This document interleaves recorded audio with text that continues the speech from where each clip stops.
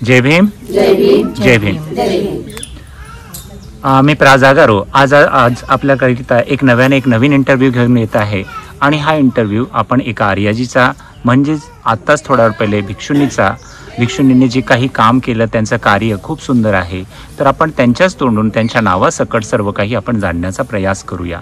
आणि हा इंटरव्ह्यू तुम्ही नक्कीच बघा आणि आवडला तर याला नक्कीच लाईक शेअर करा, जेणेकरून एक जीवनगाथा कशी असते आणि अख्खं लाईफ ह्या धम्मकार्यामध्ये एखादी भिक्षुणी कसं बनतोय, एक नॉर्मल स्त्रीपासून कसं त्या जीवनामध्ये येतोय आणि ते जीवन कसं होतं, तर ह्या सर्व गोष्टीची जाणीव आपण आज करून घेऊया.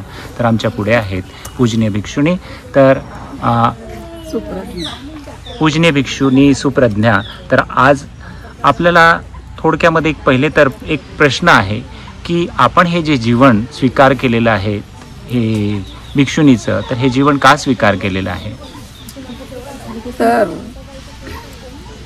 मी आधी एका कार्यालयात लेखाधिकारी म्हणून नोकरीला सुद्धा होते आणि मी जीवन जगत असताना केवळ मी स्त्रीच्या जन्माला आले म्हणून ह्या जीवनात दुःख नशिबी आले.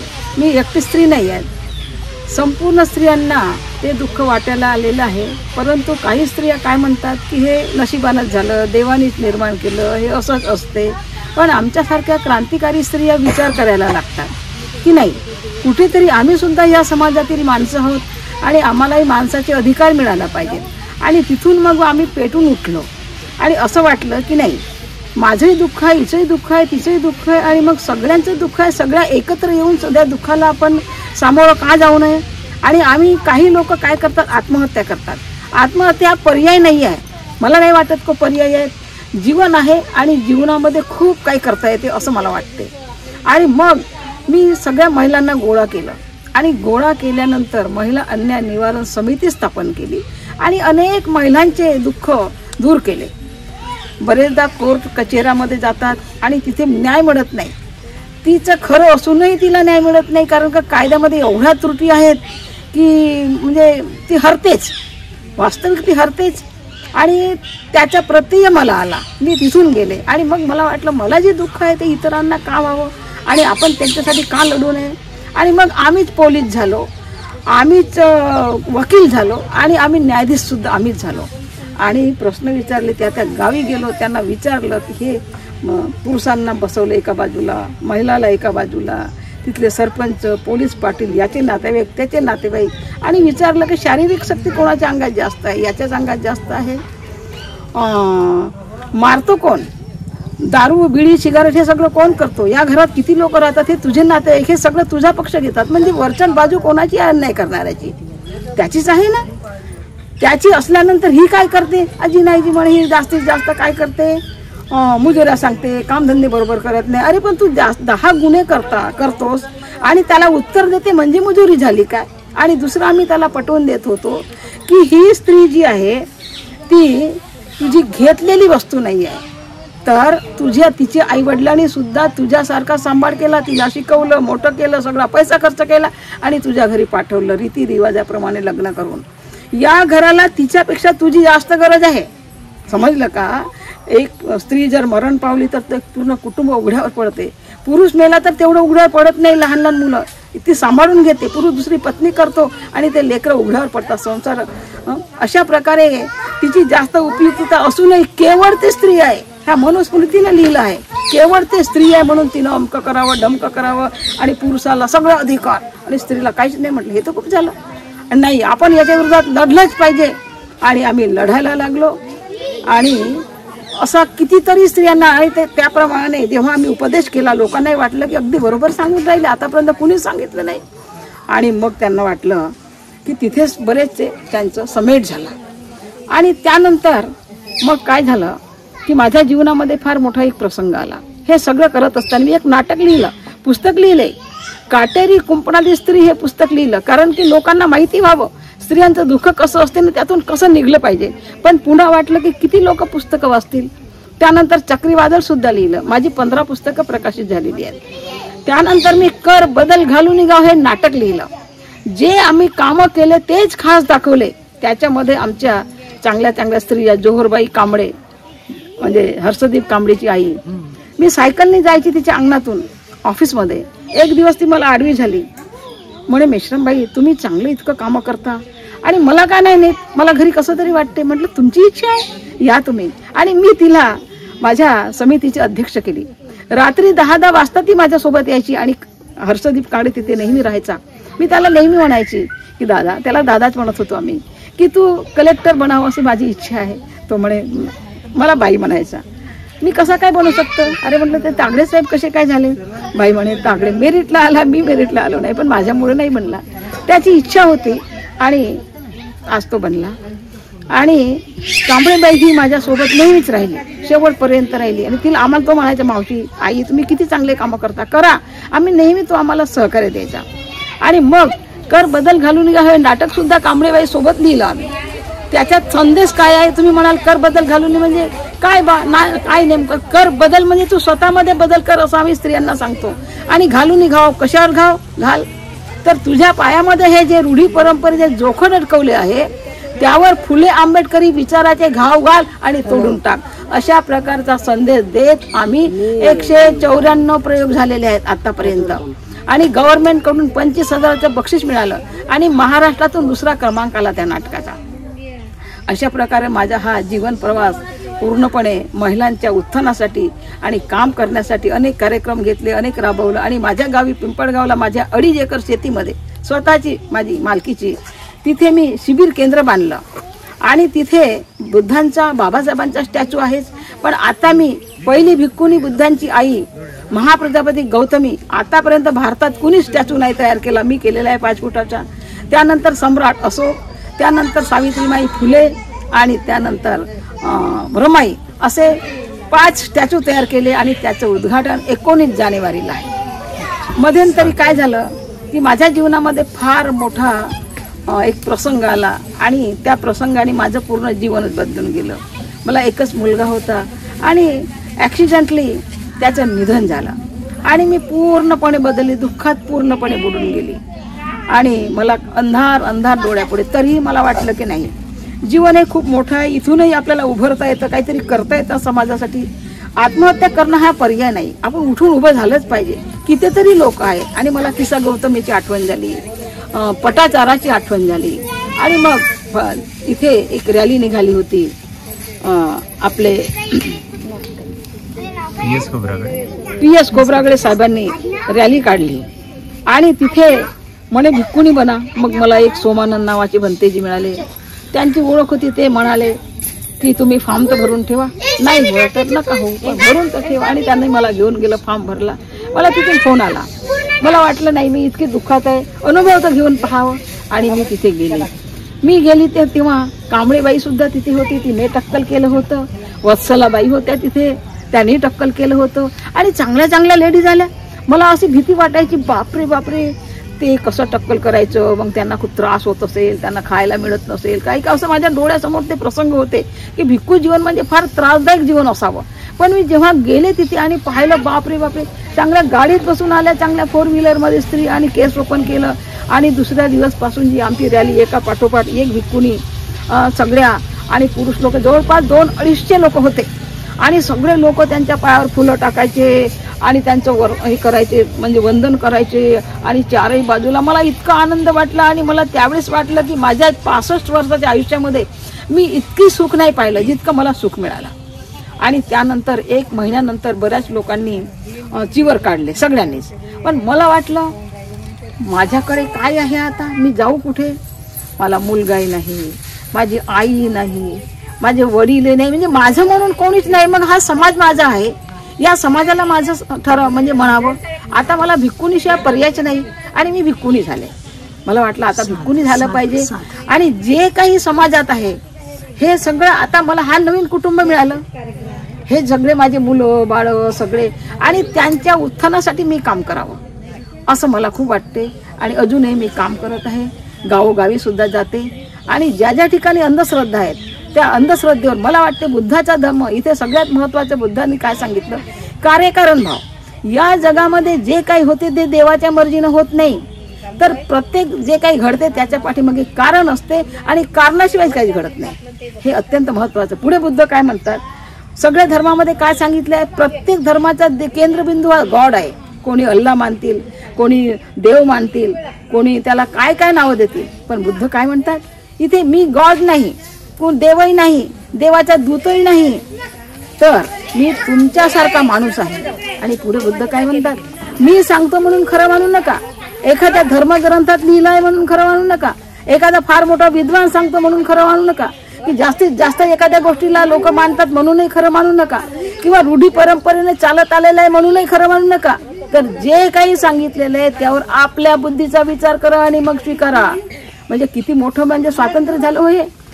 आणि म्हणून बाबासाहेबांना बुद्ध धम्म मिळाला हा.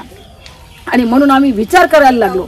देवाने काय केलं, आमची बुद्धी कुंठित केली. एक उदाहरण द्यायचं मला वाटते, की जे काही होते ते देवाच्या मर्जीनंच होते. मग आपल्याला विचार करायची काहीच गरज नाही, होते देवाच्या मर्जीनं. म्हणजे देवानं आमची इतकं नुकसान केलं आहे, पण आपल्या डोक्यातून देव जर काढलाय. काय म्हणतात हे लोक, हे पानही हालते देवाच्या मर्जीनं हालते म्हणतात. पण आम्ही काय म्हणतो, जेव्हा बुद्ध झालो तेव्हा देव काढला डोक्यातून देव काढल्यामुळं पहिल्यांदा आमच्या डोक्यात विचार येईल. काय विचार येईल, हे पान का हालते, का हालते, का हालते, आला विचार. मग विचार आल्यानंतर आम्ही काय करू, त्याचा शोध लावू. का हालते, देवाच्या मर्जीनं हालते म्हटलं तर शोध लावायची गरज नाही, हालते देवाच्या मर्जीनं. आमची बुद्धी कुंठित झाली, आम्ही विचार करू शकत नाही. पण देवाला हाकलल्यामुळं पहिल्यांदा विचार आला आणि मग शोध लावायला लावलो. विचार सायन्सवादाकडे आमची बुद्धी गेली आणि मग शोध लागला. मग आम्हाला वाटलं अरे याचं कारण आहे, हवा आहे की नाही. म्हणून सगळ्यात आधी देव सोडला पाहिजे. मी प्रत्येक महिलांच्या कार्यक्रमात सांगते, महिलांनो तुम्ही पहिल्यांदा देव जर सोडला आपल्या डोक्यातला तर अर्धी लढाई जिंकली. आणि म्हणून देव सोडणं अत्यंत महत्व आहे. देव सोडला का सगळ्या अंधश्रद्धा निघून जातात आमच्या, याच्यामध्येच आहे. आणि हा धम्म आहे, इथे अंधश्रद्धा नाही, इथे समानता आहे. स्त्री पुरुष सगळे समान आहे, प्रत्येकांना सारखा अधिकार आहे. आणि अशा प्रकारे हा बौद्ध धम्म आणि बाबासाहेबांनी दिला तो मार्ग. एक बाबासाहेब म्हणजे या जगातले सगळ्यात मोठे विद्वान व्यक्ती, आणि त्यांनी आम्हाला बौद्ध धम्म दिला.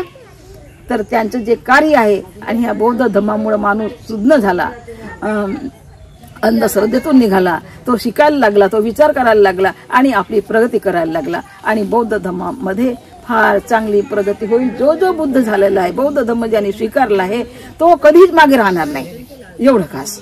आणि आता आम्ही बाबासाहेबांचं काम हे पूर्ण जीवनभर आम्ही विकून राहणार आहोत. आणि बाबासाहेबांनी जे कार्य दिलेलं आहे ते पूर्ण करण्यास आम्ही कटिबद्ध आहोत, एवढं मी. आज आमच्याकडे ज्यांचं जुनं नाव आहे प्रियकला मेश्रामाई, आणि त्याच पद्धतीने सुप्रिया हे त्यांचं भिक्षुणी वेशातील हे नाव आहे. सुप्रज्ञा हे भिक्षुणी वेशातील त्यांचं नाव आहे. तर मी तुमच्या जीवनाचा एक उद्देश जाणून घेऊ इच्छितो, कारण आपण आता जीवनाच्या ह्या टप्प्यावरती पोहोचलोय. पण त्याच्या अगोदर आपलं एज्युकेशन मला सांगा, जेणेकरून सर्वांना माहिती होईल. तर माझं एज्युकेशन मी MA इतिहासामध्ये आहे आणि मी LLBला ॲडमिशन घेतलं होतं. मला असं वाटत होतं, मला राजकारणाची खूप आवड होती आणि मला वकिली केल्यानंतर मग असं वाटत होतं की पूर्ण नोकरी सोडायची आणि पूर्णपणे राजकारण करायचं. कारण की बाबासाहेबांनी सुद्धा म्हटलं आहे की राजकारण अशी एक किल्ली आहे की कोणत्याही कुलपाले लावा ती उघडते. आणि मलाही वाटलं होतं, कारण की आमचा समाज हा राजकारणात आल्याशिवाय किंवा राजकीय सत्ता हातात घेतल्याशिवाय त्यांची प्रगती होत नाही. पण त्याच वेळेस मग काय झालं की मला ऑफिसमध्ये एक परीक्षा आली. मी सहाय्यक लेखाधिकारी होते ऑफिसमध्ये जिल्हा परिषदेच्या, आणि ती परीक्षा कोणीही आतापर्यंत पहिल्या चान्समध्ये कुणीच पास केली नाही. आणि संपूर्ण महाराष्ट्रातून एकटी स्त्री मी ह्या पदावर. मी जेव्हा मीटिंगला जायची पुण्याला आणि मुंबईला, तेव्हा सगळे म्हणजे प्रत्येक जिल्ह्यातले यायचे सहाय्यक लेखाधिकारी. मी एकटी स्त्री राहायची तिथे, सगळे माणसं राहायचे आणि मी एकटीच राहायची. आणि पहिल्या चान्स मध्ये एकटी पास होणारी संपूर्ण महाराष्ट्रातली पहिली लेडीज मी आहे. पुरुष सुद्धा नाही, पहिली. आणि ग्रॅज्युएट सुद्धा त्या शाळेची पहिली ग्रॅज्युएट मी, पुरुष सुद्धा नाही, त्या शाळेची पहिली ग्रॅज्युएट मी आणि पहिली सहाय्यक लेखाधिकारी म्हणून मी आहे जिल्हा परिषदेची. तर अशा प्रकारे ते LLB माझं राहून गेलं आणि मग मी अधिकारी झाली आणि मी पूर्ण नोकरी केली.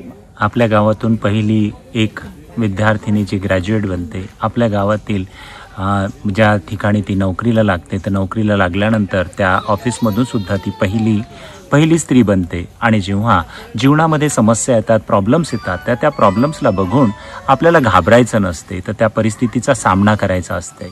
आणि अशीच परिस्थितीवर मात देणारी प्रियकेला मेश्राम आई, जे आज भिक्षुणी वेशामध्ये आहेत, त्यांनी सुंदर असं एक सेंटर बनवलेलं आहे. सेंटर म्हणजे माणसं घडवण्याचं स्थान असते.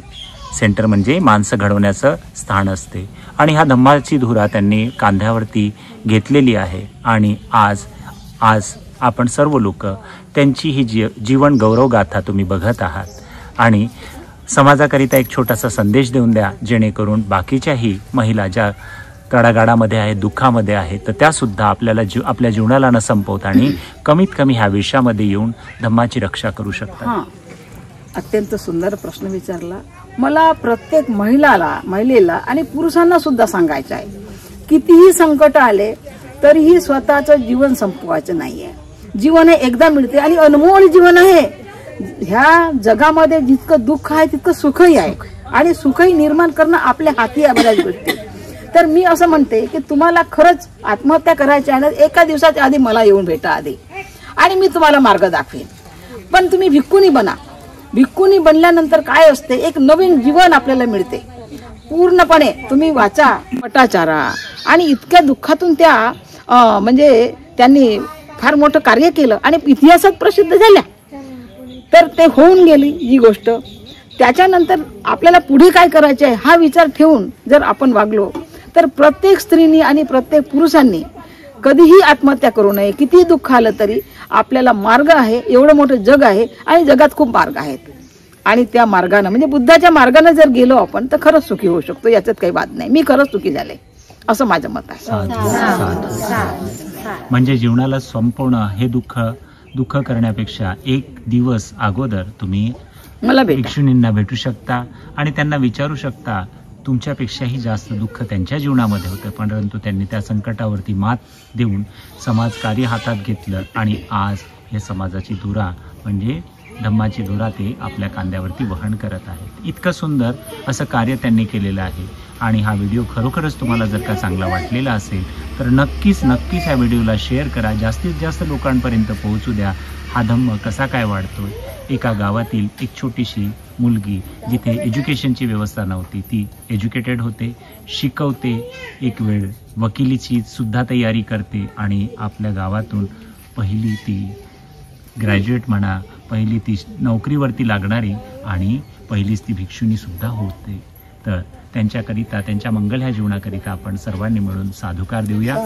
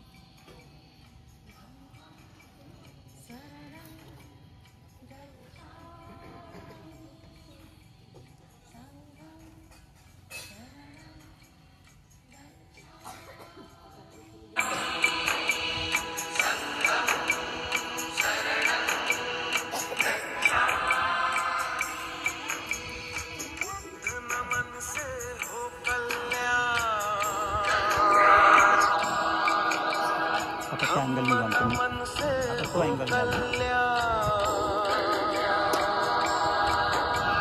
संग नमन से हो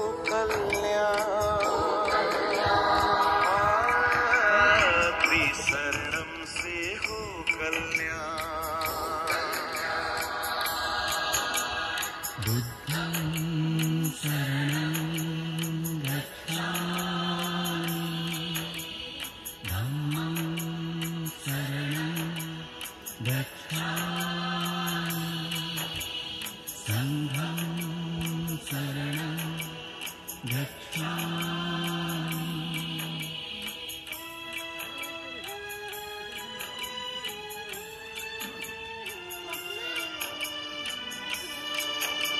ऐकून जा.